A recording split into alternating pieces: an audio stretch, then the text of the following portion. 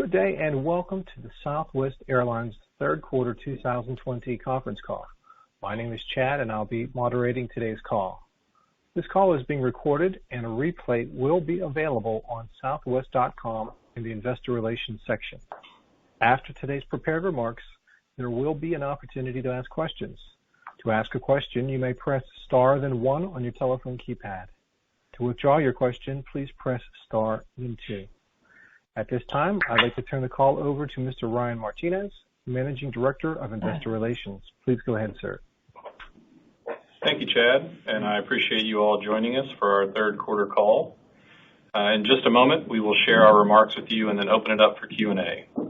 So you will hear a comprehensive update today from our Chairman of the Board and CEO, Gary Kelly, Chief Operating Officer, Mike Vandeven, our President, Tom Nealon, and Executive Vice President and CFO, Tammy Romo. Just a few quick reminders. We will make forward-looking statements today, which are based on our current expectations of future performance, and our actual results could differ substantially from these expectations. We also had several special items in our third quarter results, which we excluded from our trends for non-GAAP purposes, and we will reference those non-GAAP results in our remarks today. We have all of this spelled out in our press release from this morning regarding special items, forward-looking statements, non-GAAP reconciliations to GAAP results, and other important risk factors. And of course, you can find our press release and other helpful resources at our Investor Relations website. And now we'll go ahead and get started, and I will turn it over to Gary. Thank you, Ryan, and good morning, everybody, and thanks for joining us for our third quarter earnings call for 2020. Obviously, we can't be happy or satisfied with a loss, but I'm going to tell you up front some of the things that I'm happy and grateful for. Number one, the record loss was significantly less than I feared 3 months ago. We got past the July wobble in demand. Number two, our outlook for fourth quarter reflects a continuation of this improvement, better revenues, lower cost compared to the third quarter, and assuming our October trends hold for November and December, and that's, of course, also assuming that we have stable fuel prices. Number three, we've announced 9 new destinations to be added over the next 3 quarters. I'm happy to have these opportunities. I'm happy to play offense. I'm happy to generate more revenue on minimal incremental cost, which means more cash, and I'm happy to put idle aircraft and excess staff to work.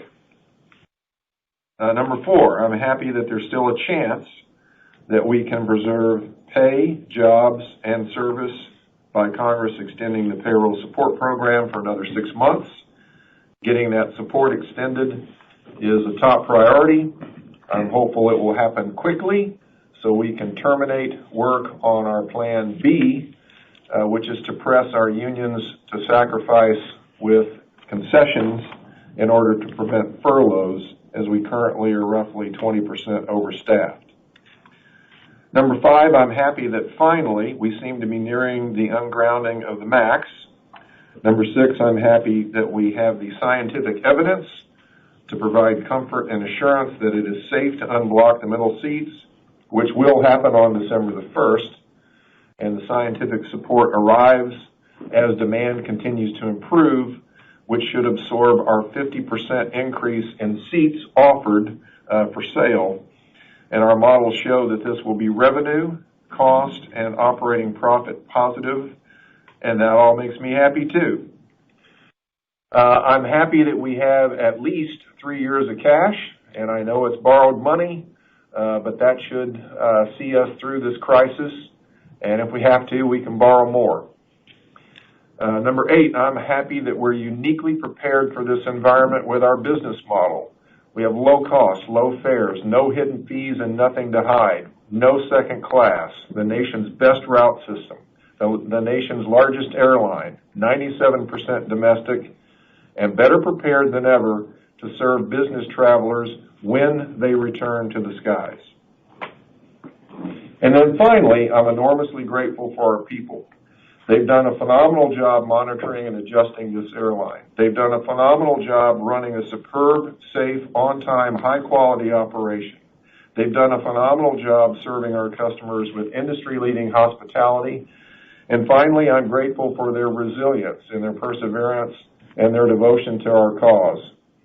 Our leaders are going to continue to do everything in their power to take care of all the people who have built and operate this airline and serve our customers every day.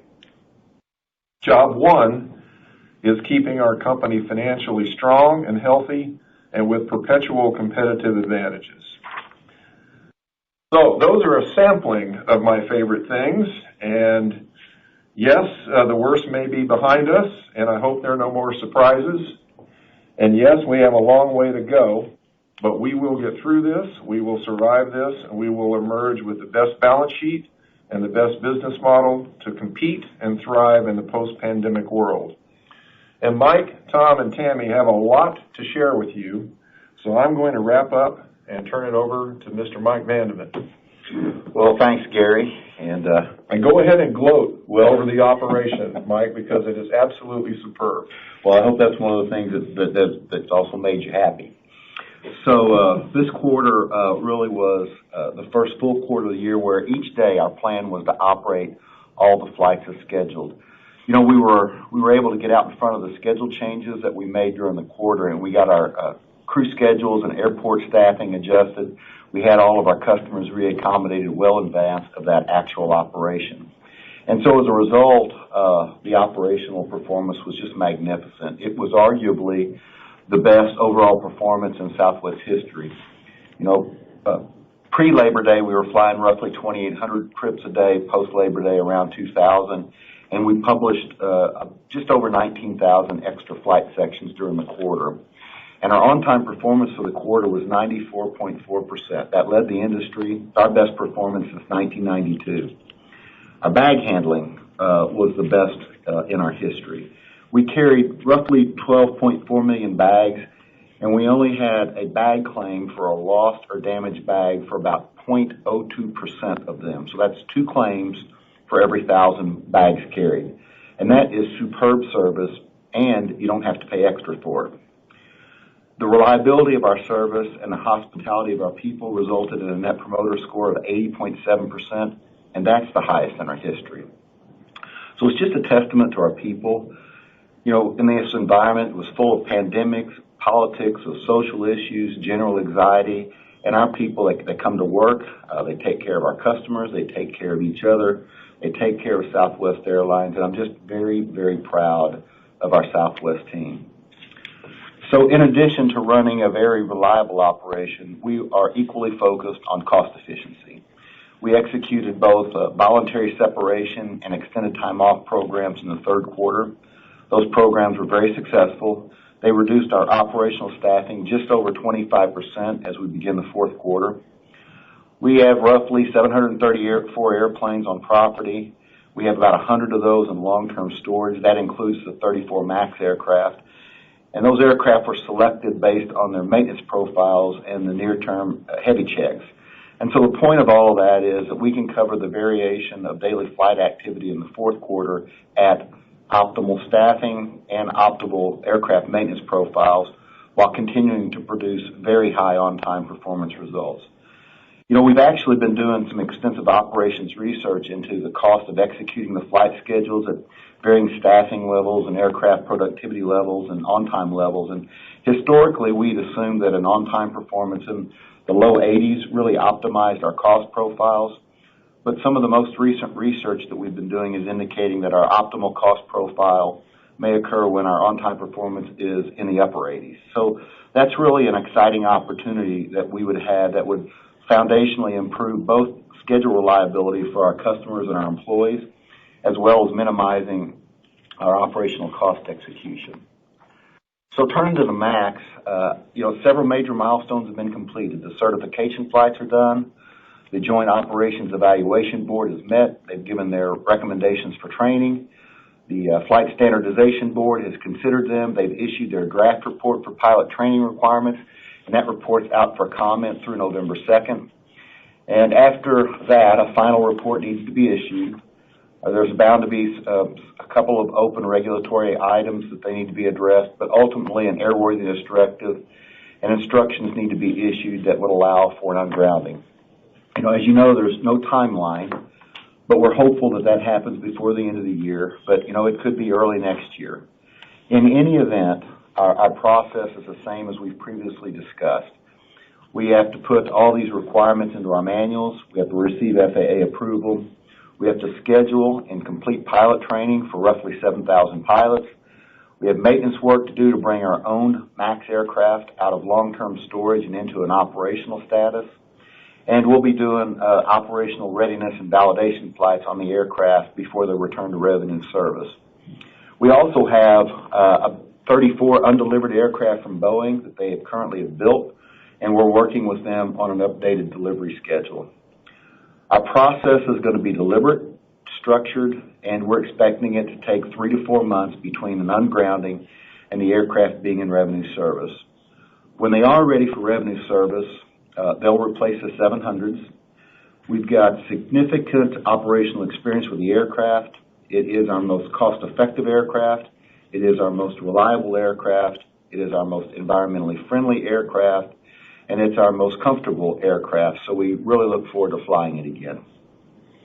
So in closing, I think we really settled into a rhythm in the third quarter with even more stability in our schedules in the fourth quarter.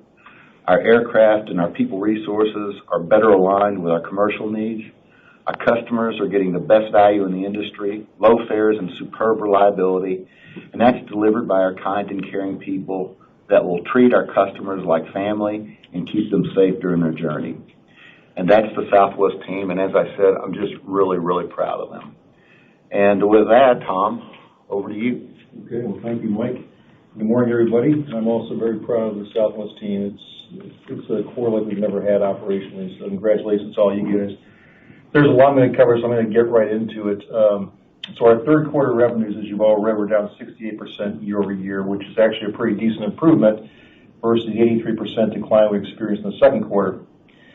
Passengers declined 65% for the third quarter, and our fares were down roughly 20%, and we do expect that yields will continue to be under pressure. But having said that, we've actually seen some pockets of close-in sequential yield improvement that began in September, and that has continued into October, which is quite encouraging. In terms of our monthly performance, demand and bookings stalled hard in July with the rise in COVID cases. In July, operating revenues were down 71% year over year with a load factor of 43%, and that was on capacity that was down 31%. In August, we saw modest improvements in bookings and close-in leisure demand with operating revenues down 69% year over year, and that was on a load factor of 43% with capacity at 27%, down 27%. The trend improvements continued into September with operating revenues down 66% year over year with a load factor of 52%, and that was on capacity that was down 41% as we reduced our schedules to right-size our capacity for post-summer demand, and this certainly helped us to get to the better end of our guidance range. And Labor Day travel was actually pretty solid, and leisure demand held up well for the remainder of the month, which was great to see, certainly relative to July. In terms of the demand environment, what we're seeing continues to be heavily leisure-oriented, and bookings continue to trend closer in, mostly inside of 21 days for the third quarter. Now, at this point, we're seeing a modest pickup in bookings beyond 21 days, especially for the Thanksgiving and Christmas holidays, which is great to see, and seasonality certainly continues to be a key factor for demand.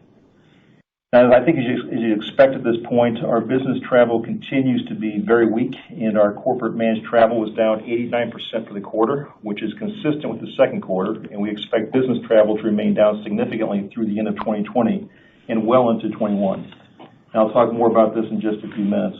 Now, in terms of our capacity planning, demand continues to be inconsistent by market, which makes it pretty challenging. Our network planning team is doing a very, very incredible job, and they have the tools and they have the experience to make capacity and schedule adjustments quickly, and they're doing that quite routinely at this point. However, in the third quarter, we did certainly continue to see strength in areas such as Southern California, Intra-Cal, Las Vegas, Denver, Phoenix, Texas, and Florida. And we're also seeing more signs of life in markets like Chicago, Kansas City, and St. Louis, as well as others. And we're also seeing demand for Hawaii beginning to come back as the state relaxes its quarantine requirements for travelers that have tested negative for COVID. and you're beginning to see us add back our Hawaii flying. We'll have all of our California to Hawaii routes restored in November, with the exception of Oakland and San Jose to Kona. We're also adding a new service to Honolulu from San Diego, and for the time being, our inter-island service remains status quo. We're also continuing to see relative underperformance in markets with quarantine restrictions such as New York, New England, and other states. Short-haul markets have also seen less strength, and we've added more connecting itineraries to compensate for this, and we're still maintaining service to all of our markets. We continue to adjust our flight schedules in 30, 60, and 90-day increments, and at this point, we are in a very, very clean rhythm to do so effectively and efficiently. We're getting pretty good at this. In terms of the third quarter financial impact from block and middle seats, the impact in July and August was fairly immaterial. But we estimate the September impact was roughly $20 million, and that was from spilled revenue that we just weren't able to accommodate.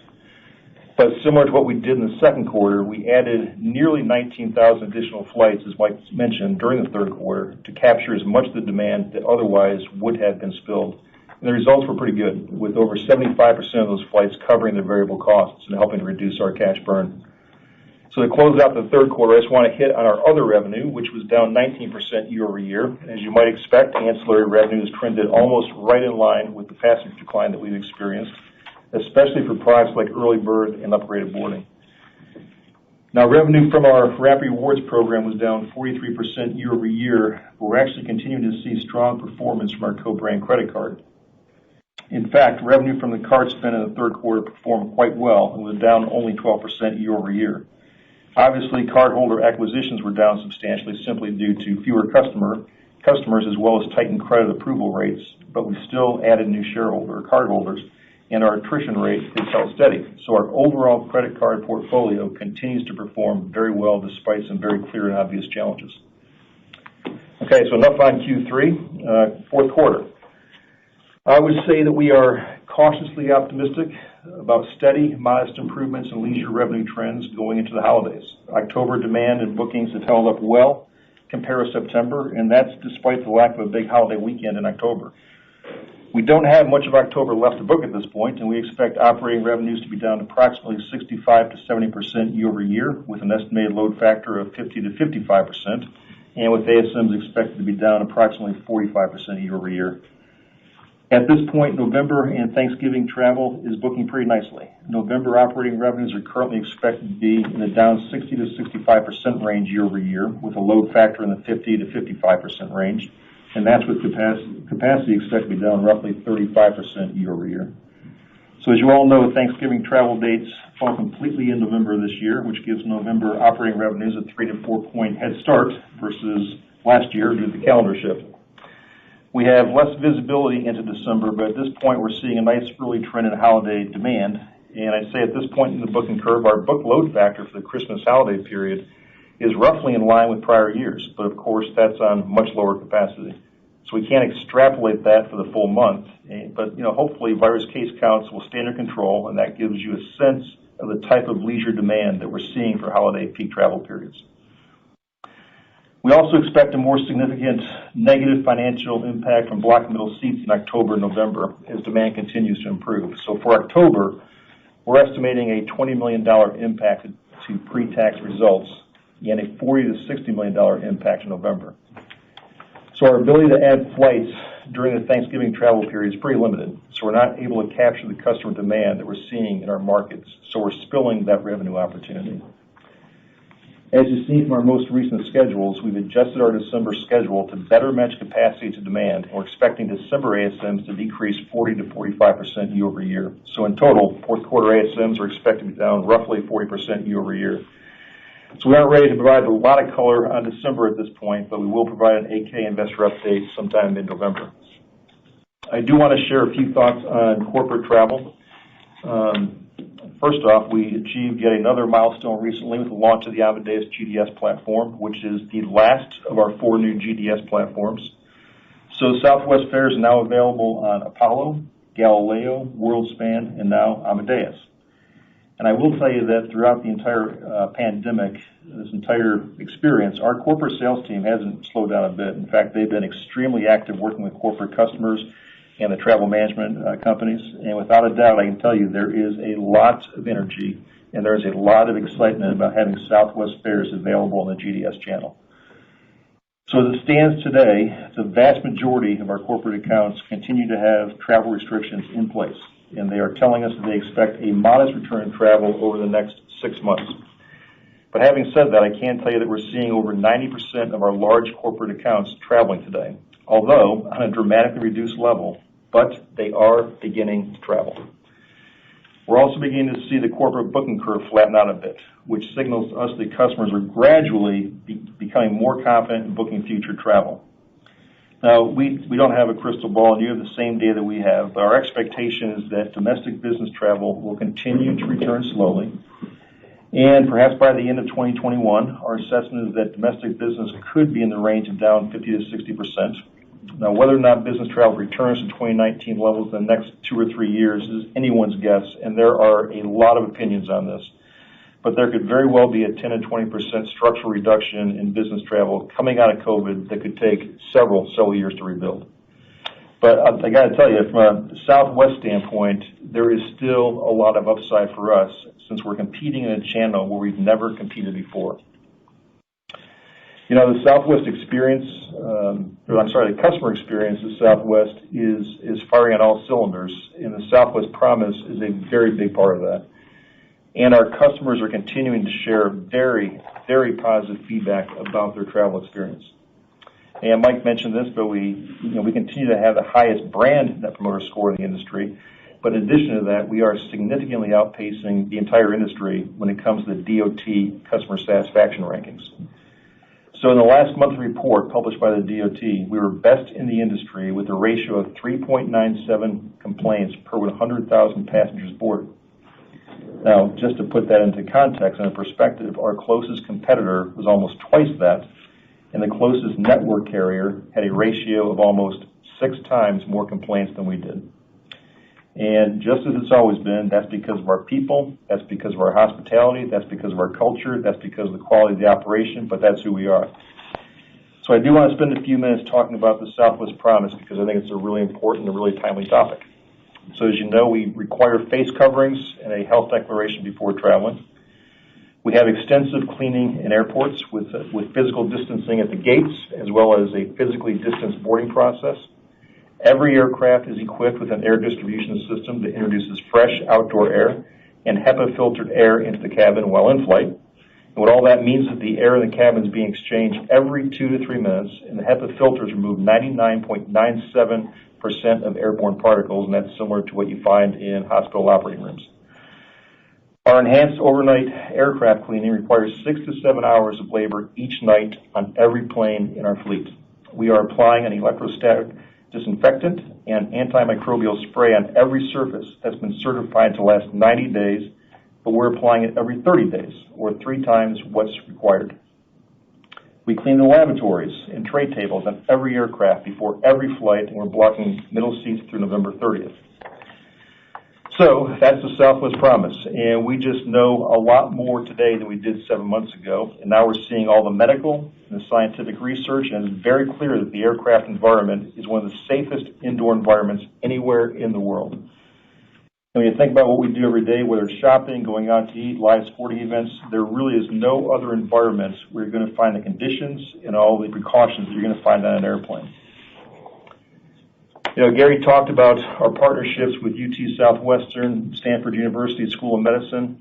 Both of these organizations are serving as expert resources to us to help us shape our policies so we can continue to deliver our Southwest Promise going forward.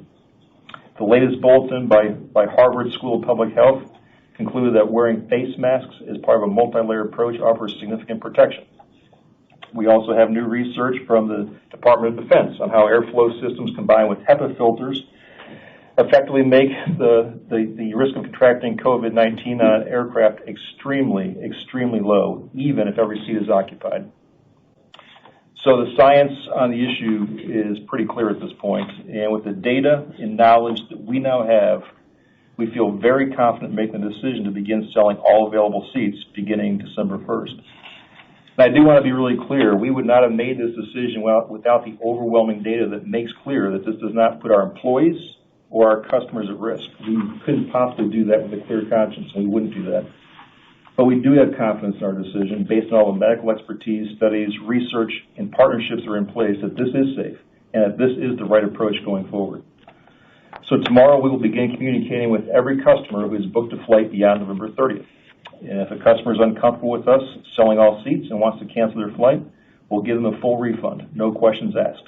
And we'll have this option in place throughout the month. We'll also notify customers at least several days before their flight if the flight is booked beyond 65%. If they choose to change their flight, we'll do our best to reaccommodate them as well. That's just what we do. So the Southwest Promise is real. It's a commitment we've made, and it's important to us, and it's important to our customers, and it's important to our employees. So we're going to continue to be proactive and transparent in communicating with our customers, and we're just going to keep taking great care of them. So lastly, I just wanted to talk about our recent announcements of new additions to our route map. Gary alluded to them, and you've read about them. These new airports aren't recent thoughts, and they certainly aren't reactive thoughts to the current environment. In fact, they've been on our list of commercial opportunities for years. But as you all know, with the retirement of the 737 Classic fleets and the grounding of the MAX aircraft, we've been in an aircraft deficit position for the past several years now. At this point, with COVID, we're actually in an aircraft surplus position, and now we're able to put idle aircraft and our people to work, while at the same time strengthening existing markets on our network that are already very, very strong. Markets like South Florida, California, Denver, Chicago, and Houston. These are markets where we have a significant presence, and these are cornerstones of our network, and these additions only make them stronger still. So here's a recap of what we've announced.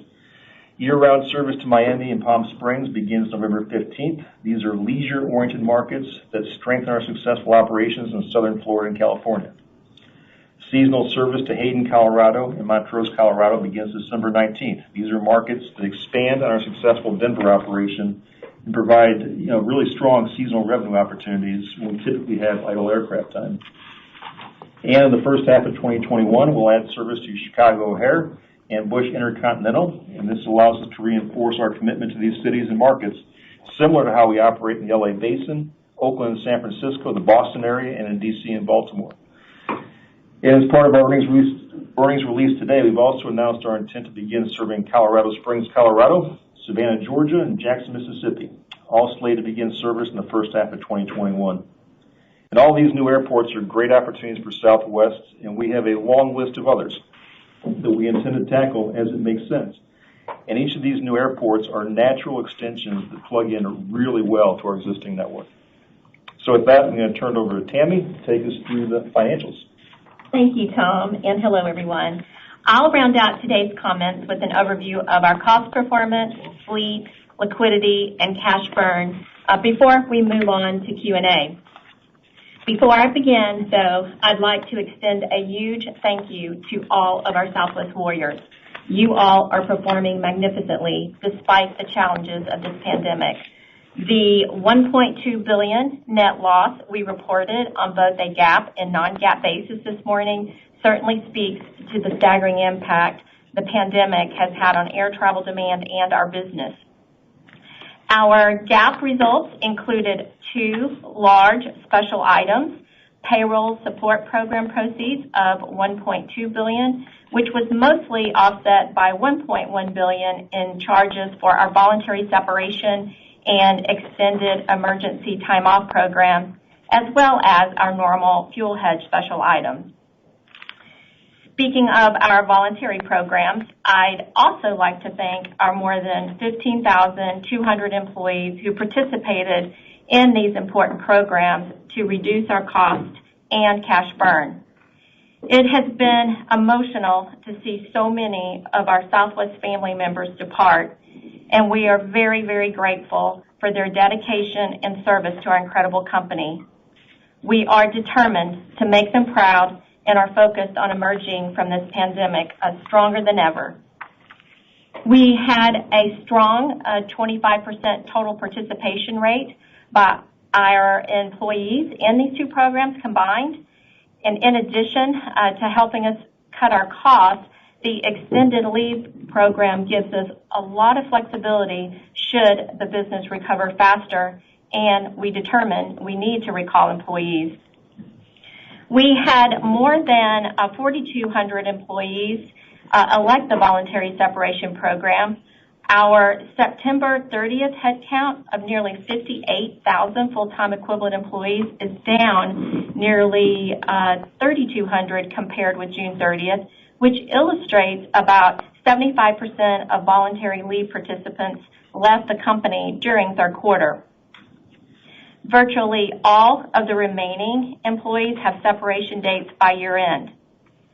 The total cost of these two voluntary programs could be up to approximately $1.7 billion if none of the pilots on extended time off are recalled before the end of those that selected a 5-year election period.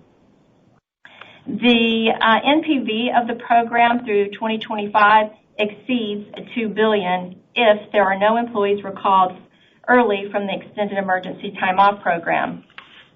In terms of the accounting, we have now accrued approximately $1.4 billion in 2020 of the $1.7 billion potential cost of these programs, which includes all costs associated with the voluntary separation program and an assumption that there would be no material recalls of employees that elected extended time off at least through February of 2022, which is 18 months from the beginning of that program.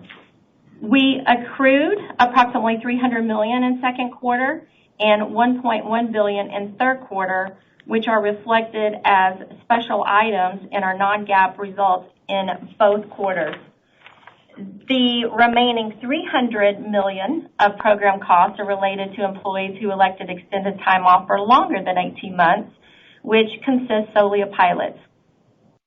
Due to the uncertainty of the current environment, no accruals were recorded for extended time off elections beyond this 18-month period. We will closely monitor the demand environment and record further accruals if appropriate.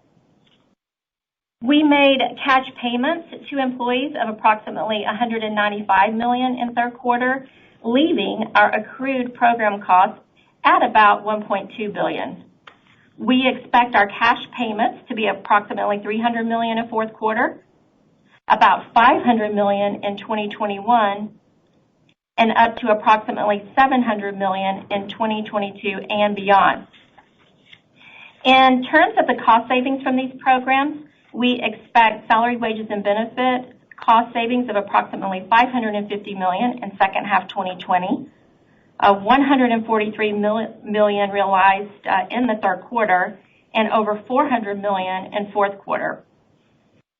For 2021, we expect $500 million in incremental savings over 2020 for approximately $1.1 billion in total savings next year, or over $90 million per month.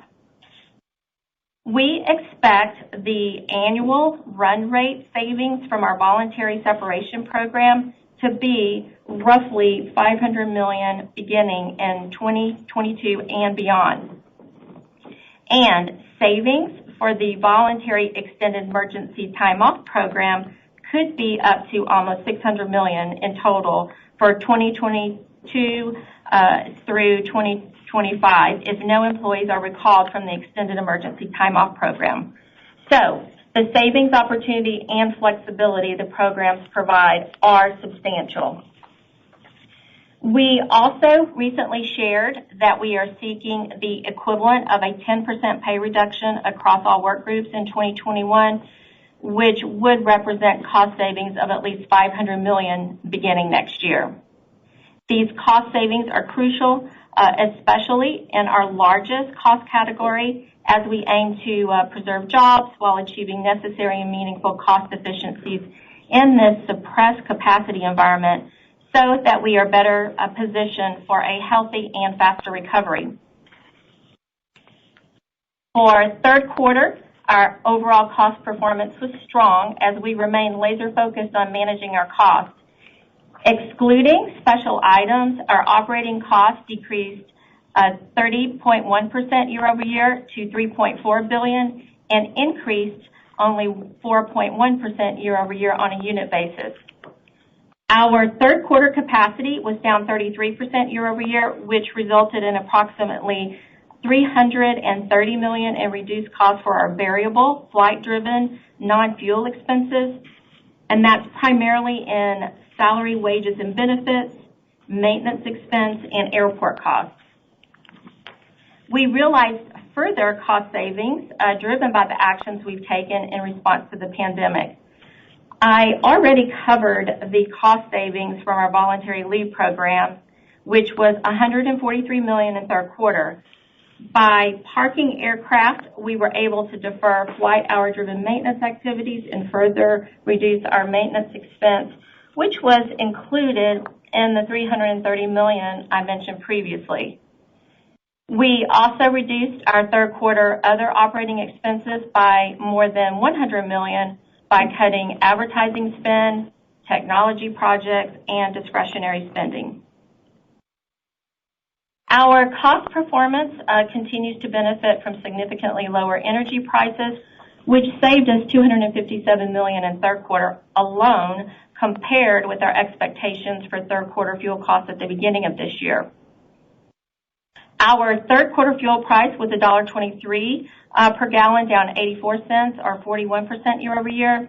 And based on our current fuel hedge and fourth quarter market prices, we estimate continued and welcomed fuel price relief year over year with an estimated fourth quarter fuel price in the $1.20 to $1.30 per gallon range, compared with $2.09 per gallon in fourth quarter last year.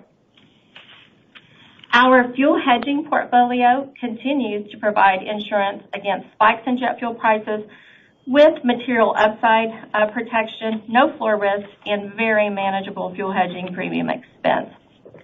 We have not made material changes to our 2020 portfolio, and our premium cost per gallon has increased this year simply as a direct result of lower fuel gallons being consumed. Our third quarter premium expense of $24 million equates to 8 cents per gallon, and full year 2020 premium cost remains at $97 million, also 8 cents per gallon. For 2021, we expect premium expense to be similar to 2020 based on our current portfolio. Our hedging protection for 2021 is solid, with hedging gains that we begin at Brent prices around $65 per barrel, with more material gains once you get to $80 per barrel. In addition to the cost relief from lower market fuel prices, our third quarter fuel efficiency improved 10% year over year, driven by many of our older aircraft being parked. We are also benefiting from lower load factors and better on-time performance, and we expect for this trend to continue in fourth quarter and currently estimate our fuel efficiency to be similar to what we realized in third quarter year over year.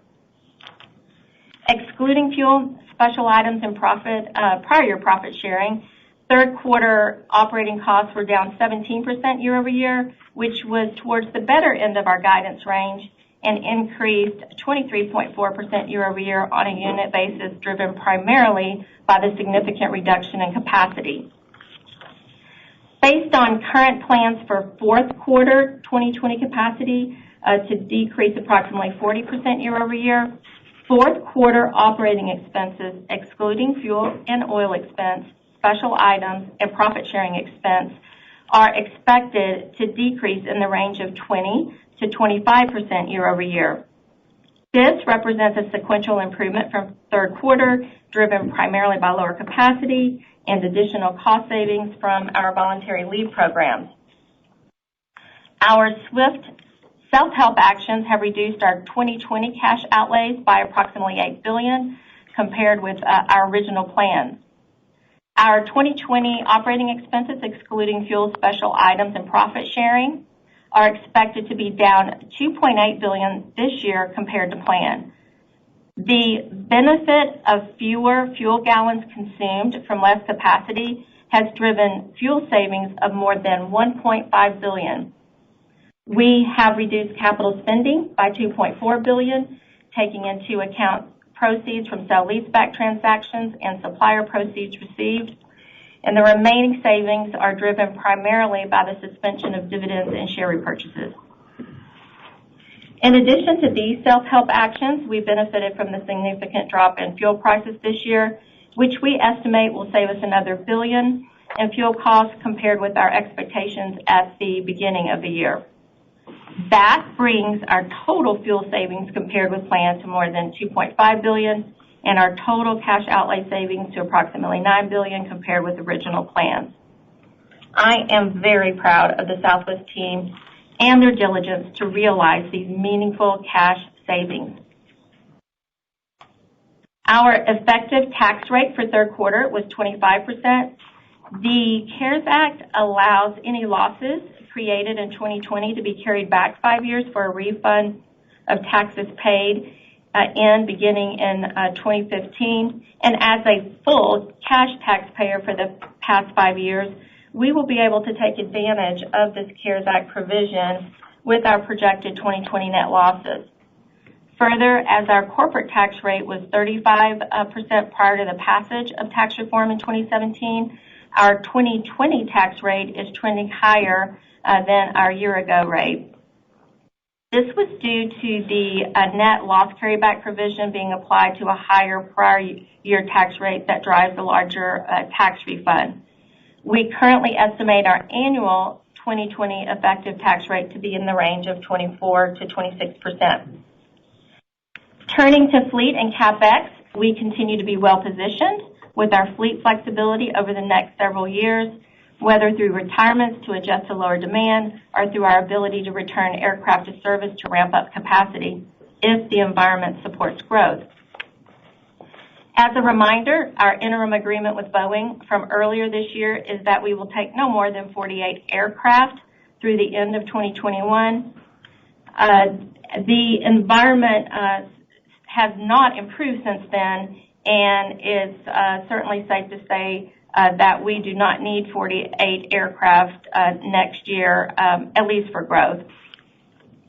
We are in the process of restructuring our order book with Boeing and do not have a revised delivery schedule to share with you today, but we do hope to nail down the specifics soon. Our 2020 capital spending forecast remains unchanged. We have more than offset the $1.4 to $1.5 billion of CapEx originally planned for this year. We have been successful in aggressively managing our capital spending throughout this pandemic, and our goal is to do the same in 2021. While we are not prepared to provide 2021 CapEx guidance today, it's our full intention to keep 2020 CapEx to a minimum and low level, including any revisions to our order book. Before I wrap up and open the call up for questions, I'll provide an overview of our liquidity.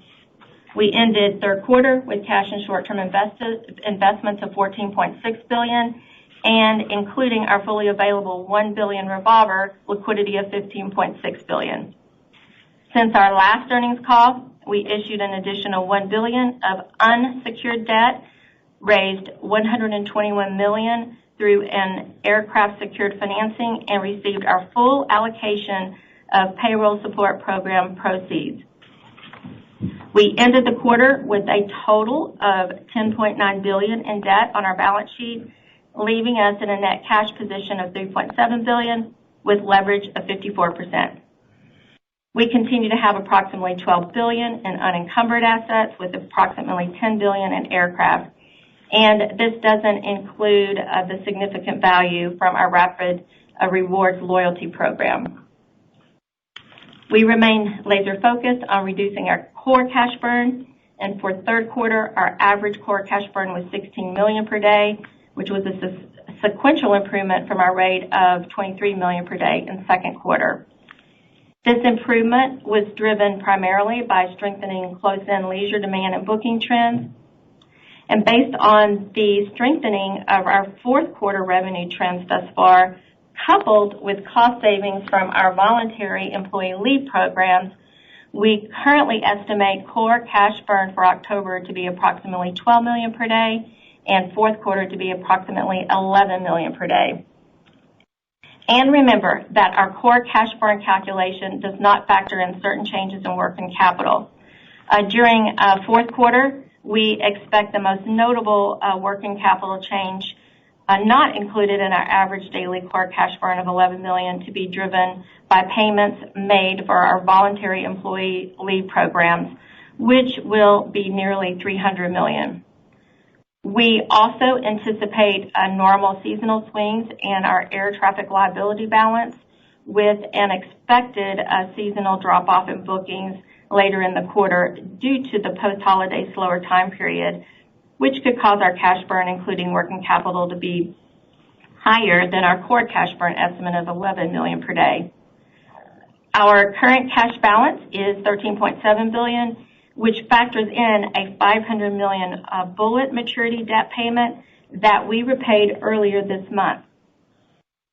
Factoring in all the moving parts I just mentioned, we currently estimate our cash balance to be roughly $13 billion at the end of this year.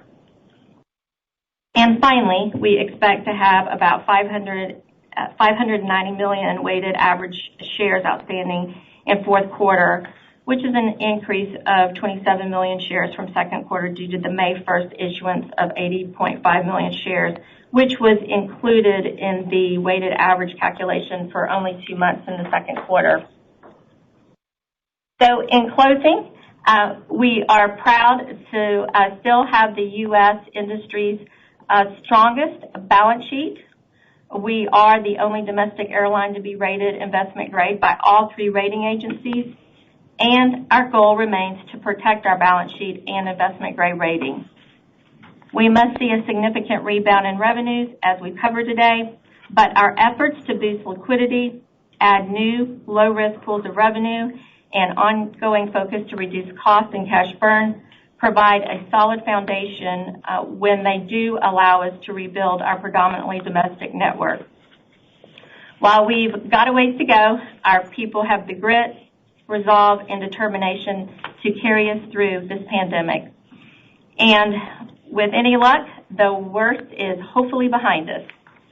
So with that, Chad, we are ready to take analyst questions. Certainly. Thank you. We will now begin the question and answer session. To ask a question, you may press star then 1 on your telephone keypad. If you're using a speakerphone, please pick up your handset before pressing the keys. To withdraw your question, please press star then 2. And the first question will come from Miles Walton with UBS. Please go ahead. Thanks. Good morning. Thanks for taking the call.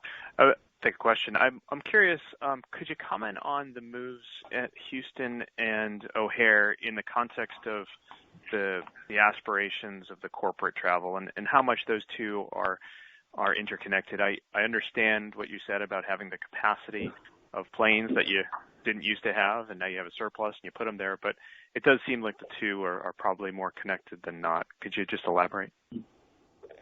Yeah, I'll try, and then Tom will chime in. We've been thinking about Houston for quite some time. Houston is sort of a sprawling metroplex, and Hobby serves Houston well, but it doesn't serve the north part of Houston, which is where the growth has been over a long period of time. So I made the decision in 2005 to pull out of Bush. We had other priorities at the time, and we debated at the time, whether or not we were going to be giving up access to a growth region. So company's come a long way in 15 years. We've had a lot of opportunities, done a lot of good things, but I just felt like at some point we wanted to get back into Houston or rather Bush. And it's our third time. I don't know if you know our history there, but it was actually the original Houston airport when the company started, funny enough, back in 1971. But it was in our plan for 2021, and it forecasts very well. We're going to have a great schedule out of there. Houston, the city of Houston and the airport system are very supportive of Southwest. They're a delight to work with. So we've got the real estate access. I would contrast that. So again, it's a great opportunity. If it's a leisure-oriented world for a while, there'll be plenty of leisure customers that we'll be able to take to and from and through Houston Intercontinental. O'Hare is different in the sense that we're going to continue to grow back to the Houston example out of Houston Hobby. We'll continue to invest and grow, not right now because of the pandemic, but this will pass. Chicago is very different. We are not able to continue to grow once the pandemic is passed at Midway, and I'm sure you're familiar with the constraints there. So I just can't fathom that it's a good strategy for our company to sit here and say for the next generation we cannot grow in Chicago. So, you can kind of go through the mental list of what the options are, and I can assure you that trying to expand Midway is not an option. It is just literally not a feasible option. Certainly, it's nothing that could happen in a short period of time. It would cost a bloody fortune. So that leaves O'Hare, and O'Hare was real estate restricted, and now it's not. And so we're there. And I'm very much looking forward to that opportunity. It, like Houston, will also offer access to a section of the metro area that we probably don't serve very well in the north. But I think we'll likely have a similar route system to begin to plug into our strengths, and I think we'll do very well there, and it will complement Midway very well. And then finally, I guess, yes, they're not leisure destinations per se, but there are plenty of consumers that we're getting, on our airplanes all over our system. And again, I think pretty much explains why the timing is what it is with O'Hare. If we don't move now, we risk never getting in there. So we're moving now. Thanks for the color. Yes, sir. And the next question will come from Duane Pfennigwerth with Evercore ISI. Please go ahead. Hey, thanks. Just on your views on corporate, of course, nobody knows exactly how this is going to play out, but I think I heard you say you're planning for it still to be down, 50 to 60% by the end of next year. And, if that's the case, what are the implications for Southwest restoring profitability? And certainly appreciate you've managed through, long periods of, impaired corporate where your earnings snap back and your revenue snap back a lot more quickly than the industry broadly. So just from a Southwest perspective, what are the implications for profitability if that view plays out? Well, I didn't give Tom a chance to answer on the last, so I will this time.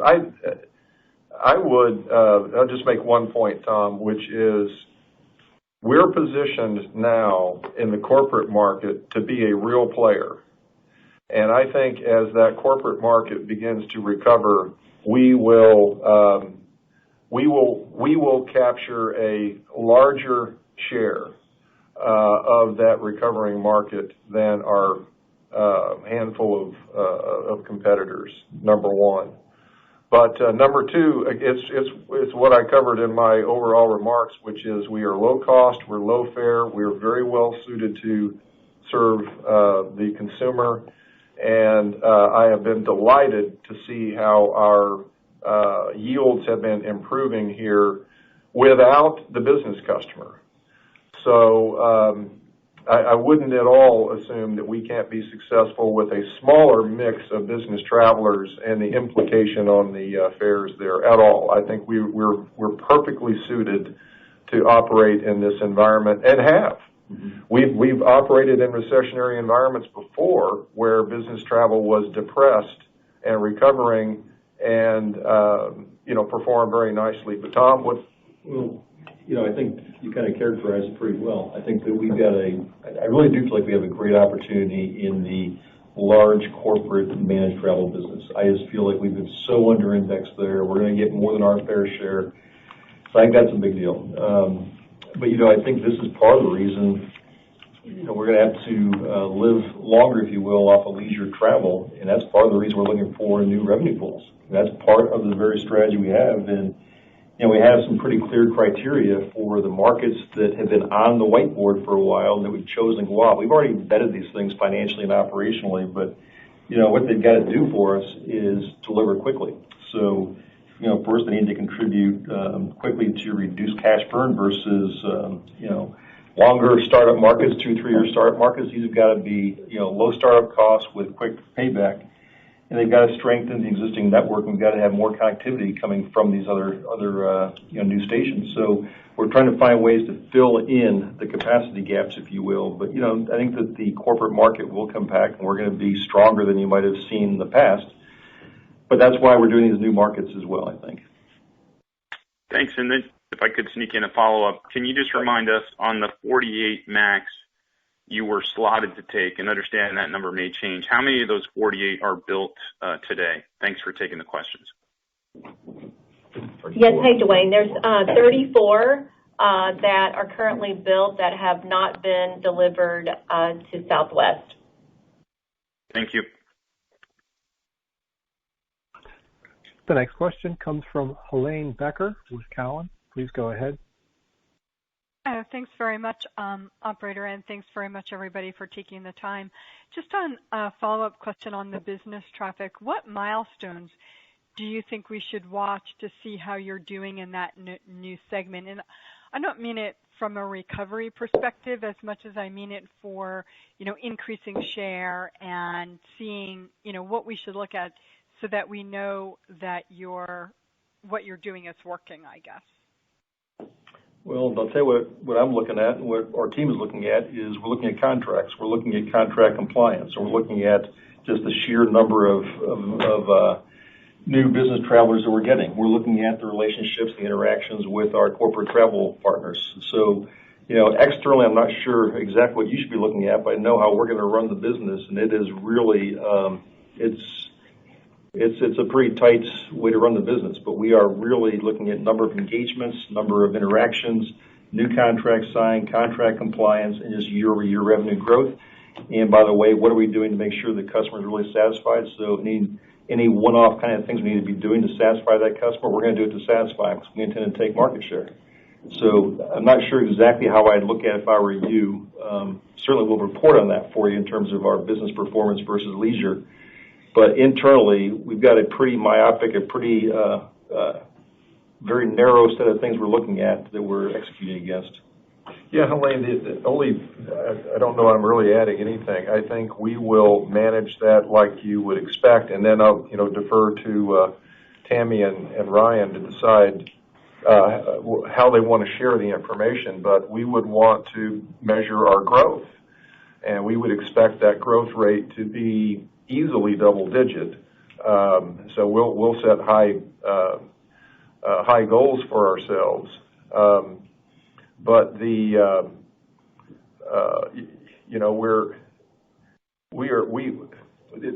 other nice thing about this is these are discrete customers. We know them, and we can monitor the traffic. So it's unlike the so-called business travel segment. We don't know what people are traveling for unless we ask them. So this is different. This is a subset of corporate travelers. We know them. We know the travel managers, and it's something that is very, very measurable.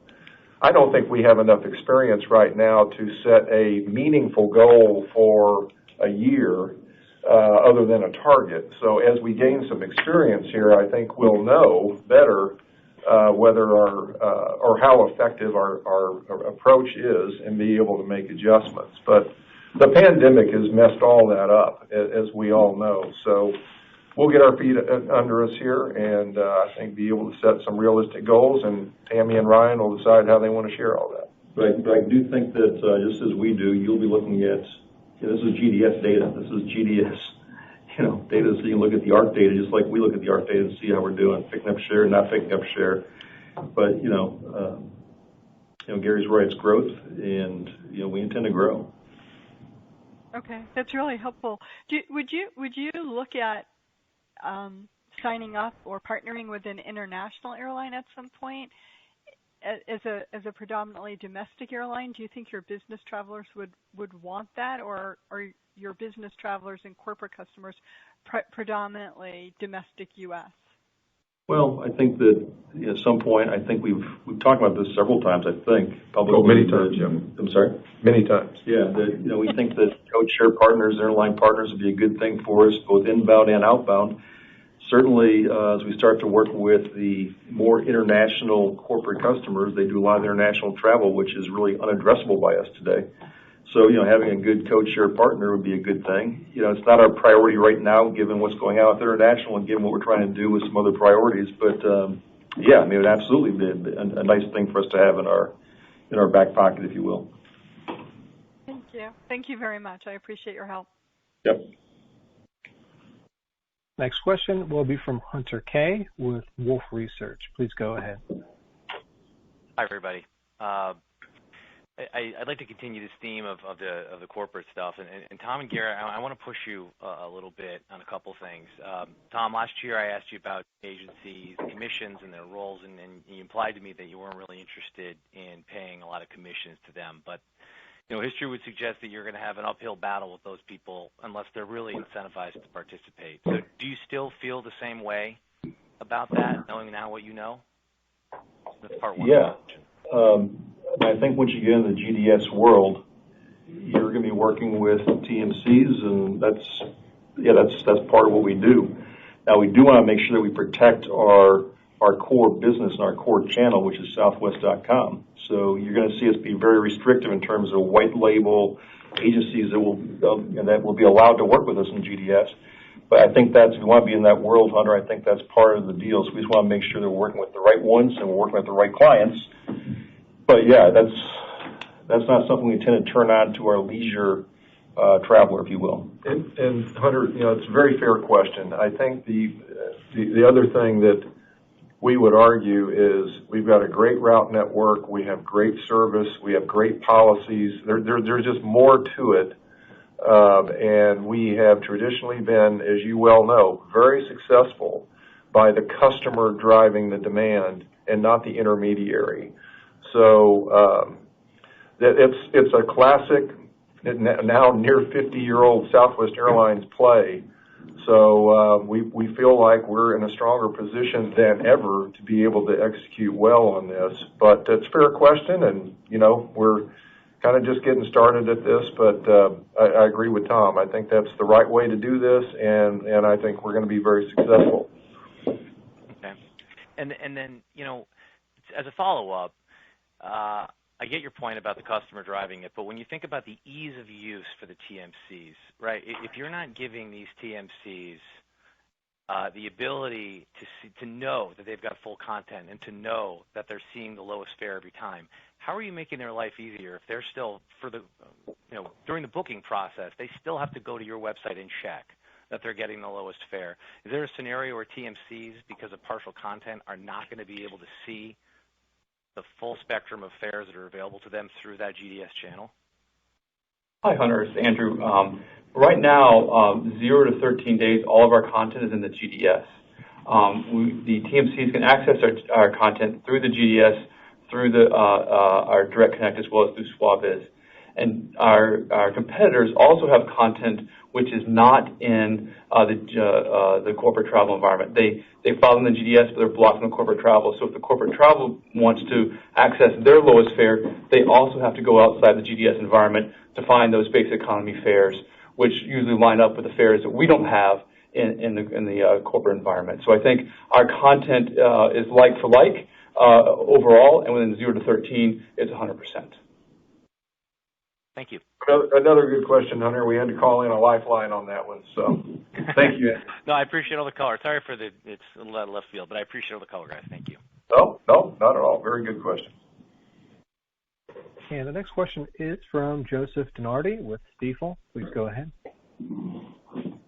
Thanks. Good afternoon.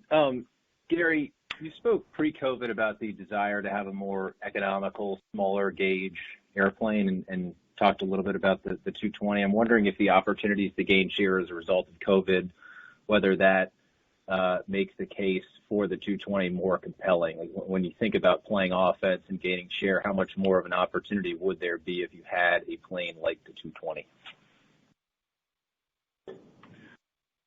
Well, I'm just reflecting on your pre and post, the nature of your question. Mike, I don't know that the pandemic in and of itself changes things, except that, let's just, we've shrunk the airline. So, and Tammy was referring earlier to our Boeing commitment. We don't know when we're going to grow, and we have a surplus of aircraft. So the only thing that I would, willingly admit is that if there were ever a scenario for us to consider making a change in aircraft type, it would be now, because we're not desperate to grow the airline, and may not be for a long time. That doesn't really address the essence of your question. I think what Mike and Tammy are working on is to make sure that we're comfortable that we're going to have the best 150-ish seat narrow-body airplane in the world in terms of performance, in terms of economics, in terms of fit into our system. And it just makes, if we have to make a change, I'm just admitting that the environment lends itself to the time that would be required for us to make that kind of an investment. Absent that, Mike, I don't know, or Tammy, I don't know that there's anything that's really different in addressing that question. We've been very forthcoming that we're talking about to Boeing about a variety of things, and obviously we're talking to them about the 737 MAX 7. That's a component of these, a major component of these conversations. But Tammy, Mike, anything you all would add to that? The only thing I would add to Joseph is, in our network, there's definitely a need for what I would say 140, 150 seat airplane versus a 175 seat airplane. Today, at the present time, we're mostly focused on the MAX 8, the 175 seat airplane. And the A220 and the MAX 7, they're the two players in the marketplace, and both of those airplanes have their strengths and their disadvantages. And we've been looking at both airplanes, and we'll continue that evaluation. We're just not at a point at our network. We don't really need to make those decisions till probably the 2025 and beyond time frame. So today we're just really focused on the MAX, getting the MAX back into service, making sure that we have the right delivery schedule with Boeing. Yeah, I'll just emphasize the point that Mike made, which is, and this may be in the essence of your question, we absolutely still need the smaller airplane prospectively. We have a ton of 737-700s that are coming up for retirement over the next 5 to 10 years, and we will absolutely want to replace them. But we're certainly not thinking that we want all 175-seaters. We'll want, and I hesitate to guess today, but if you assumed it's half and half, that's probably as good a guess as anybody's right now about what the future is there. But we'll need a large number of the smaller gauge. Yeah, and the only thing I would just chime in on is, yes, the MAX 7 and the 220 are both fine airplanes. I think both of them certainly serve the mission, and obviously, as always, the economics, of course, come into play. And we have long been an all Boeing carrier, and there are certainly efficiencies that come with that. And but all that gets factored into our evaluation. But agree that a smaller gauge aircraft like the 220 or MAX 7, certainly are aircraft that we will need to fly those shorter to medium haul markets. But my only point there is, obviously the economics are a piece of this. And we'll make sure that we have economics that will serve us well, and where we can maintain our long, low-cost position. That's all very helpful. And then, Gary, you talked about, obviously, the capacity you all have to play offense along with your expectation for a structural reduction in demand over a period of time. I'm wondering if that makes the case for M&A more compelling, all else equal, whether M&A is a means for you all to restore earnings power, restore employment to pre-COVID levels, and whether you think the DOJ should change the way they consider further consolidation in the industry. Thank you. Well, I think M&A is always on the table. We've participated every 10 years, roughly, in M&A, and so I think there's a time and a place for that.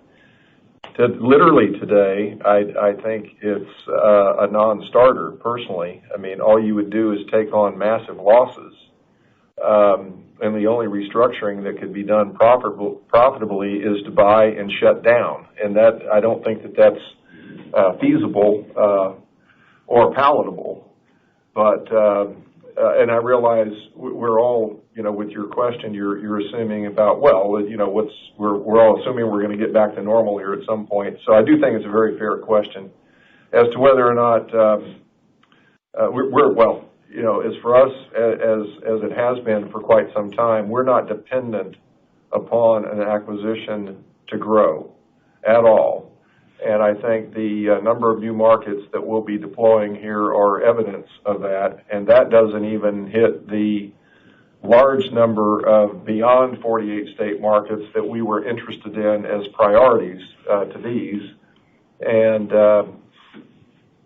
we were behind before the pandemic in investing in a lot of our domestic markets, quite frankly, that we were complaining to each other about. So I think we have ample opportunities for growth under the assumption that things begin to get back to normal. If they don't, then I think your question is much more relevant, but only when you can be comfortable that you're not just buying losses that would sink the company.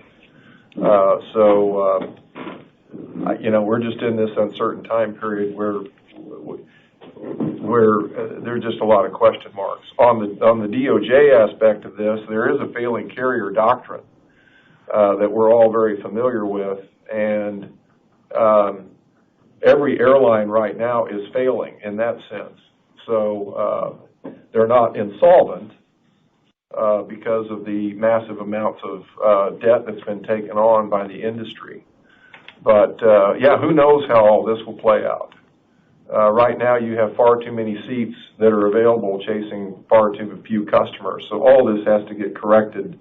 And I don't know, our general counsel is sitting here, Mark Shaw, I don't know if you want to comment, but it seems to me you've got all the mechanisms you need to be able to entertain M&A in this environment as it exists today, because everybody is in distress. Right, I agree. I think it is a matter, like you said, of getting back to post-COVID world, seeing where things are. All very helpful. Thank you very much. Ladies and gentlemen, we have time for one more question, and we'll take our question from Jamie Baker with J.P. Morgan. Please go ahead. Hey, good afternoon to the team. Gary, if we think about the industry excluding Southwest, post-pandemic cost structures are expected to improve, given some level of labor juniorization, fewer aircraft families and so forth. In Southwest's case, you may experience some juniorization yourself, but you obviously won't participate in any, fleet rationalization. So the question is, if your ex-fuel CASM advantage relative to your competitors narrows, what sort of influence does that have on how you operate the airline? Or are you just completely agnostic about what competitor, CASM looks like? Great question. I don't think that no, we are not agnostic. Absolutely not. No, we want to use this as an opportunity to widen our cost advantage. And I think it's a little too early to intelligently argue the prospects for that, because as usual, Jamie, you make excellent points.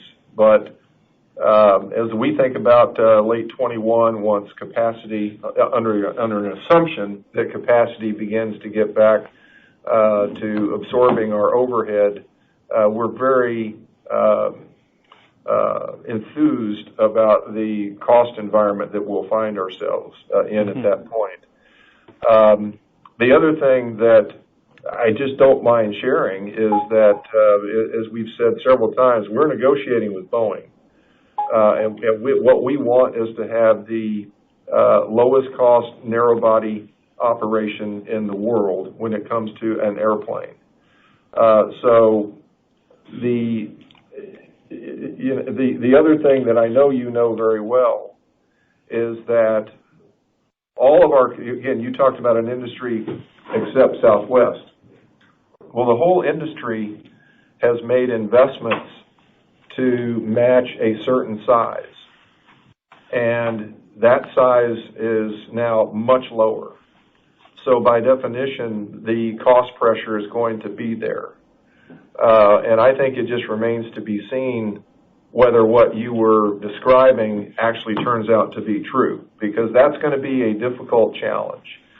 To have built an airline for 100 and then to operate at 80 and to think that you're going to have a lower cost structure. So we'll just have to see. I think one of the opportunities that, again, we'll just be blatant about this. This is an opportunity for us to gain share, to get back quicker than our competitors to where we were in terms of our operation. And as I said in my opening remarks, we are the best suited for the current environment, which is more heavily weighted towards the consumer and leisure travel. We've got tremendous opportunities to add new pools of revenue, which we were not able to attend to before because we didn't have enough airplanes. And now we find ourselves in this opposite position. So, yes, we are not agnostic, and hopefully you can see that we're behaving in a way that we're trying to make sure that we not just maintain our cost advantage, but we're going to be looking for ways where we can extend it. And the utilization and all of that is key when you have a high fixed cost business, as I know you know well. And thank you for that, Gary. And as a quick follow-up, I was just reading something from SWAPA before that referred to the proposed 10% pay cut as being arbitrary, and that's fine. I mean, they're entitled to the use of that word, but it did make me curious what sort of calculus went into the decision to seek 10% as opposed to some other number, and why it's not progressive across the various working groups. Not asking you to negotiate in public, just kind of curious about the genesis behind the 10% ask. Well, it is progressive in the sense that we're not asking everyone to contribute the same flat dollar amount. So I think percentages, by definition, make it progressive in that sense. I know what progressive means, so I get that. But no, it's not arbitrary. Tammy pegged the number at $500 million or more, so it's a meaningful amount of money. Right now, in just very raw numbers, we're roughly 20% overstaffed. Mike, I think or Tammy, I think that number equates to roughly $1 billion a year carrying cost. I want us to be in a position where back to your previous question, where we can grow, or at least grow from here when the time is right.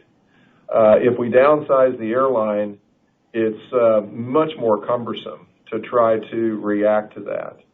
And certainly much less humane to put a bunch of people on the street. So that is the last thing that I want to do, especially with a legacy that we have at Southwest Airlines that we all care about. But there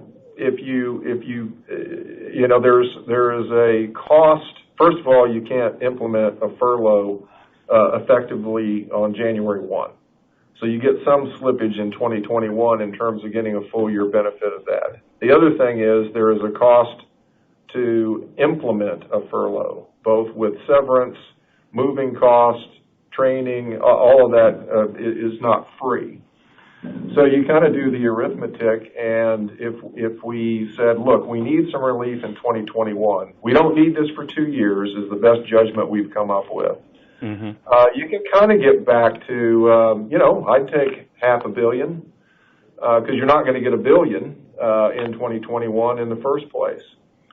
So number one. But number two, the logic just says, look, hey, we had a record loss. We just lost $1.2 billion.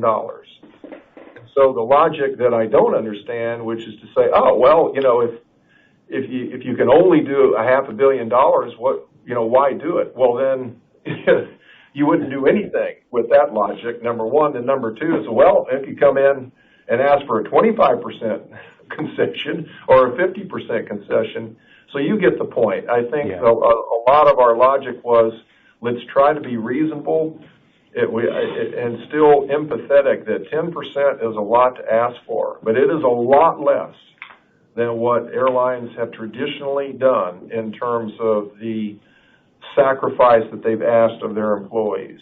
So it's a meaningful amount of money. I feel, in terms of talking to our investors and our board of directors, I feel like it is an effective way to address our overstaffing, and it provides us some optionality to be able to respond when demand comes back. And I think morally, I feel most strongly about this, that every one of the Southwest employees that are here has worked hard to build this company. They worked hard to serve our customers. And the junior people are our future, and we owe it to them to do everything that we can with the rest of our company to share this sacrifice and not put the burden on just a few. And I feel very strongly about that. All that has to be negotiated with union representatives, and then because these are contract changes in effect, they have to be ratified by our employees. So we have a long way to go before we can arrive at that. Now, that's an explanation on what we've asked for. My focus is on getting the payroll support extended. That is Plan A, and that solves all these issues. And I'm optimistic that still could happen. And if it does, we will terminate all of these requests. And I think it puts us in a very good position where we don't have to ask any of our people for a pay cut, much less seek a furlough. Gary, thank you very much for these answers. I appreciate it. Take care and good luck. Okay, well, thank you for all the great questions. I appreciate everybody joining us today. That's the end of the analyst portion of our call, and have a nice afternoon. Thank you. Ladies and gentlemen, we will now begin with our media portion of today's call. I'd like to first introduce Ms. Linda Rutherford, Senior Vice President and Chief Communications Officer. Linda? Thank you, Chad. I'd like to welcome the members of the media to our call today, and I think we can go ahead and get started. So, Chad, would you give them the instructions on how to queue up? Certainly. To ask a question, you may press star then one on your touchtone phone. If you're using a speakerphone, please pick up your handset before pressing the keys. To withdraw your question, please press star then two. And at this time, we'll just pause momentarily to assemble that roster.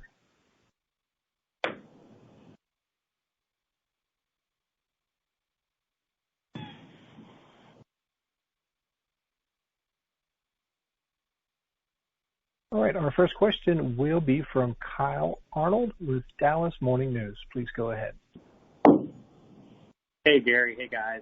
Appreciate the time. I'm going to kind of start where you left off a little bit.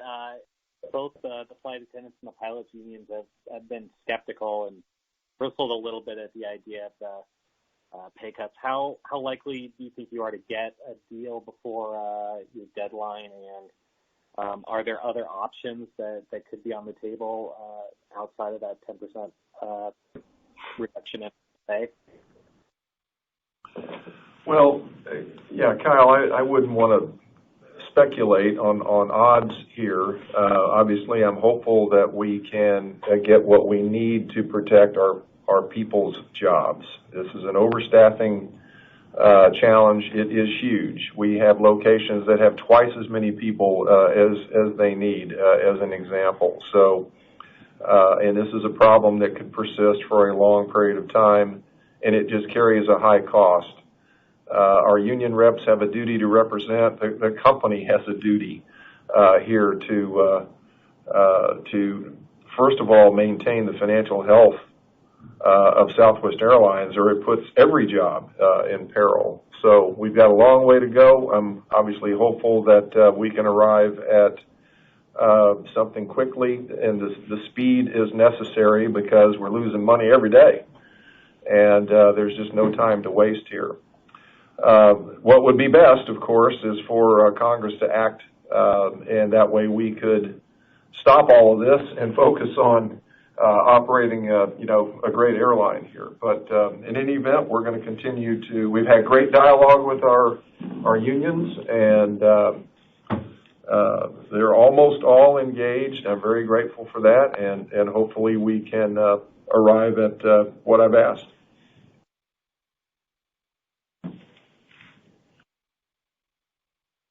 Thank you. And our next question will be from Allison Sider with Wall Street Journal. Please go ahead. Been a lot of talk about the role that testing could play in creating international travel corridors, and just curious kind of how you're seeing testing, how that might affect domestic travel and state-level quarantine requirements, if there's a role for testing in eliminating some of those. And also kind of whether you're expecting any big changes, if we have a new administration come in. I do worry about all of that. I think that has very much has a dampening effect on air travel, which is probably stating the obvious. Tom or Mike, you guys want to? I'm a huge proponent of the testing, and it's something that we're very engaged with. Well, yeah, sure. I think at this point, I think it's a smaller issue for us today than it is for the international network carriers. But having said that, I think that it could become an issue for Southwest as well as domestic travel, and travel restrictions could in fact become a bigger deal. In fact, today there's already, I'm not sure, 8, 9 states and cities that have restrictions, so it's becoming a bigger deal for us as well. Hawaii by far is the most prolific of those. We have a testing and solution in place to handle our customers there. But I think what we really need is a more consistent, less patchworky kind of solution. Right? It's really hard for us to be dealing with Massachusetts and New York and Rhode Island and Connecticut, then drop down to New Mexico and Illinois. So you got to have some sort of consistency in terms of a testing regimen and protocol. I think that's important.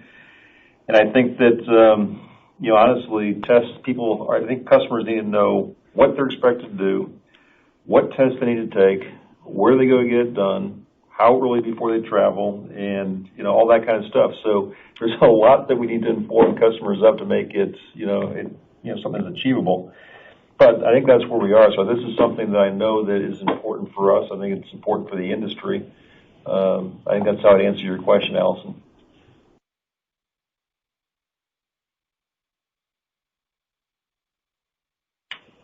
Thank you. And the next question will come from Tracy Rucinski with Reuters. Please go ahead.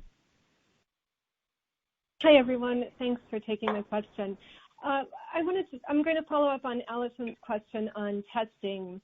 Beyond the use of testing as a way to help ease travel restrictions or quarantines, given reports yesterday about a woman who died on a Spirit flight from Las Vegas to Dallas, who later turned out to have COVID, can testing ensure that people are not getting on airplanes with COVID, and how important is that?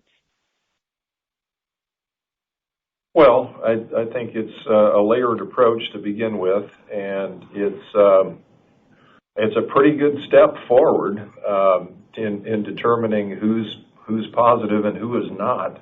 So, and I think the only other thing I would throw in to Allison's, or just an answer to Allison's question, is it's going to take some time to roll out a testing protocol, let's say, but I think it's well worth it. We were not prepared for this pandemic in this country or in the world, and we need to learn from this and be prepared for the next one.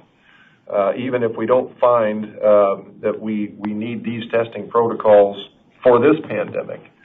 But I think there's a risk of another one. So it just defies logic to suggest that it's not a worthwhile effort to identify those people who are sick so they don't infect others. So I think we definitely need to press forward on this. Tom and Mike are leading the efforts to do this, and it will help with our Hawaii traffic. As recent as today, I'm having conversations with acquaintances talking about, well, I'm ready to travel, but where I want to go, I'd have to quarantine. And Allison also asked about the change in administration, if that happens. We know what the current administration's view is on imposing quarantines. What we wouldn't know is what would a new, if we have a new administration, what would they require? We just don't know. And so that would be a concern, and it would certainly blunt the air travel recovery if you have to contend with quarantines, no question about it. And Tom mentioned the word patchwork, which is the exact image that makes it really difficult as someone in the travel and tourism industry, much less for being a traveler. So you just if you're not really on top of this, you don't know what you're going to find. So all that needs to be addressed, absolutely.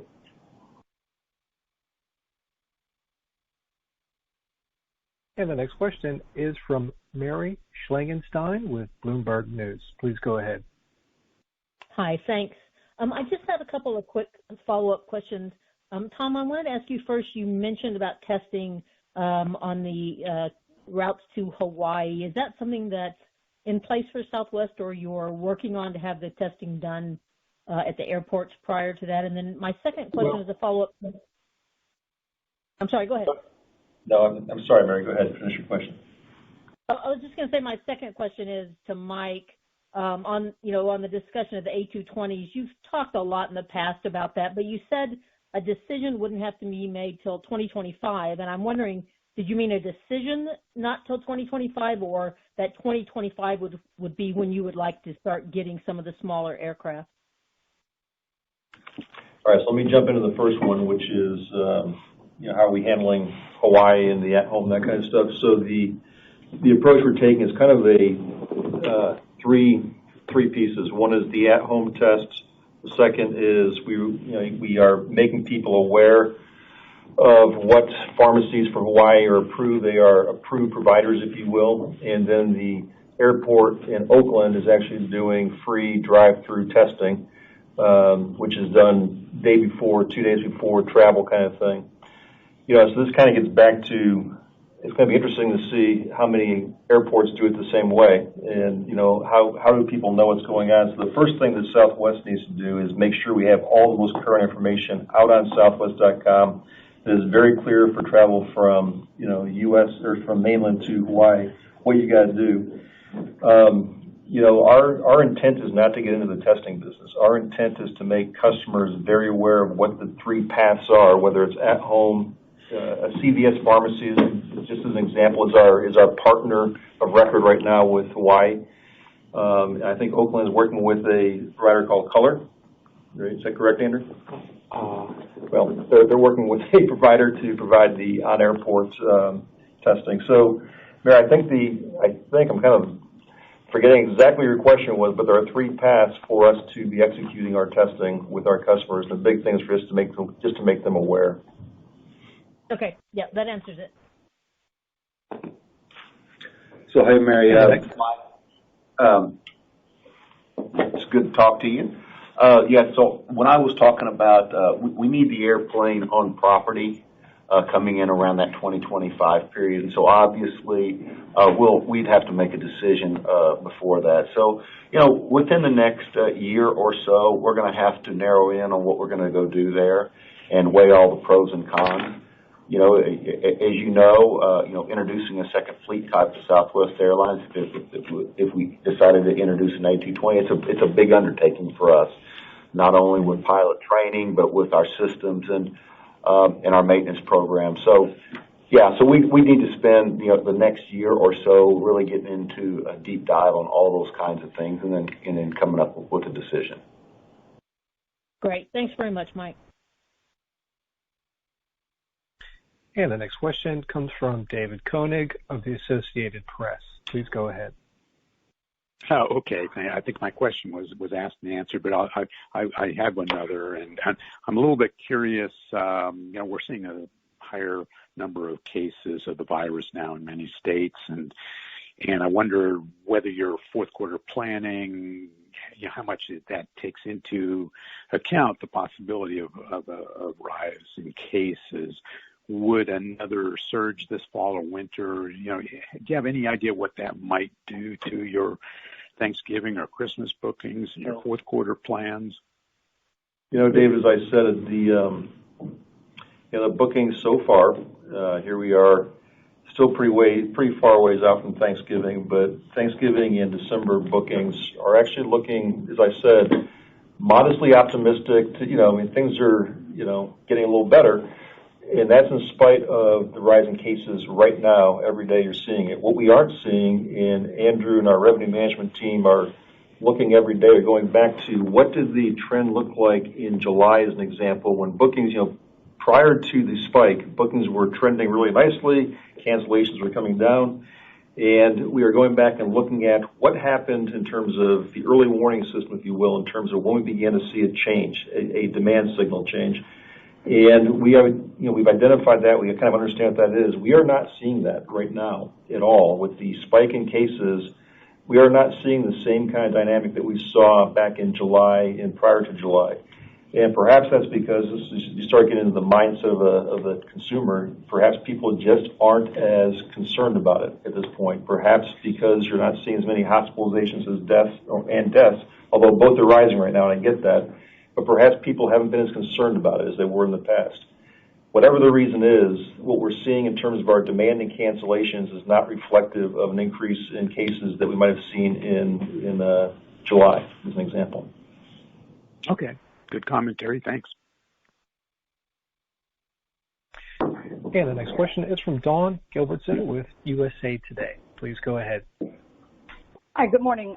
Dave just asked my first question about the link between coronavirus cases. So my other question is there, regarding your switch in your, selling middle seats beginning December 1st, do you see any scenario under which you guys would reverse that decision? And also, did you do any kind of consumer research or surveys before making this decision? Thank you.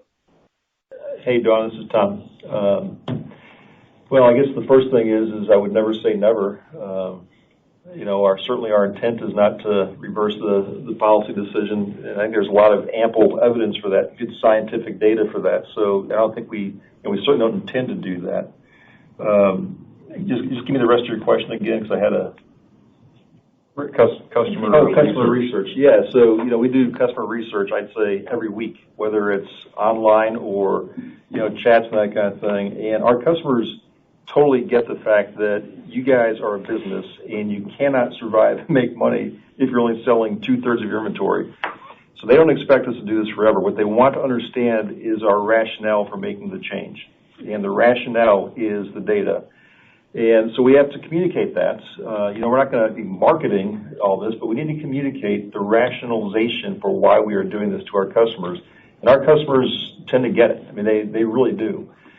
But, so I guess the answer to your question is I can't imagine us reversing course based on everything we know. And we have talked to our customers, and we're trying to be as generous as possible in terms of extending. If you want a refund, you get a refund. So we're being pretty generous there. So we're just going to have to manage our way through it, and we'll begin communicating pretty aggressively tomorrow with our passengers. Yeah, I can't. I'm like Tom. I can't see a scenario where we're going to change our mind. And John, we're one of 5. I thought it was 4, but I was corrected earlier today. We're one of 5 airlines in the world who are doing this. So there's more than ample evidence that a change is the right thing to do, based on all the science that we've got available to us now. And the Department of Defense is very compelling. and they're not biased. There's nothing self-serving about it. They want to make sure it was safe for them to move their troops around. And their conclusions I felt were very, very compelling. In addition to all the work that we've had, that we've been engaged with various institutions. Just to be clear, the middle seat, the open middle seat, it was really not one of our safety components or safety elements of the Southwest Promise. It was all about customer confidence and comfort. The safety piece of the Southwest Promise was the cleaning and all of the masking, all the things we just talked about. So this was really about customer confidence and getting them comfortable traveling again. Honestly, if you were to ask my family, you want us to pull the middle seat back, they'd say, I kind of like having it open because I get more room. But we understand that you can't do that. And I think that if you're just waiting for customer sentiment to be positive, it's going to be hard to get that because people actually like it, right? So. Thank you very much. Ladies and gentlemen, we have time for just one more question, and that question comes from Robert Silk with Travel Weekly. Please go ahead. Thank you. Thank you all for taking my call. You've announced a couple of new ski destination routes. I'm wondering overall, how does your total number of routes to ski towns and ski destinations this winter stack up against last, and also just capacity to those areas? And what is the outlook you're seeing on bookings for these ski areas, considering that the ski resorts themselves are going to have are making changes and have their own challenges? Well, I know we're up at least two. Yeah, they're brand new for us. Off the top of my head, I don't know what the industry capacity is there. I got to believe that it's probably down, but it's all about snow and sun right now, is what I've learned from our marketeers. Yeah, I would say that we have a good bit of ski business in Boise and Reno, as well as Salt Lake City and Denver. So these two new ski destinations complement the substantial amount of ski business we had in Denver, where people would then drive into the mountains. So those are our kind of big ski destinations. Okay, I guess you've moved. So these are your first two real small town ski routes, and you're moving in there, as Gary said, just because that's snow and sun. Huh? Snow and sun. Robert, years ago we had, I think we had charter only service to Steamboat out of Dallas, I believe. I think we had Steamboat, maybe Jackson Hole, but it's been decades since we've done that in a sort of a scheduled charter basis. But there's enough traffic that will support a few flights, and we've got a huge presence in Denver. You got it tied into Texas, so it's all about giving our current customers new options, and also all about trying to win some new customers on these routes. And all the research we've done will support this, and right now the hurdle is not real high because we already have the airplanes, we already have the people. So we're already paying for that. We can just get enough customers on board to pay for gas or a few extra costs. We're ahead of the game. And that's not a long-term viable business strategy, I will add, tongue-in-cheek, but for the time being, it'll work really well, and we're planning to have these in our system for many, many, many, many years. So, thank you. Ladies and gentlemen, this concludes our question and answer session. I would like to turn the conference back over to Ms. Rutherford for any closing remarks. Thanks, Chad, and thank you all for being with us today. If you have any follow-up questions, our communications group is standing by, 214-792-4847, or online at swamedia.com. Thank you. And thank you. The conference has now concluded. Thank you for attending today's presentation. You may now disconnect.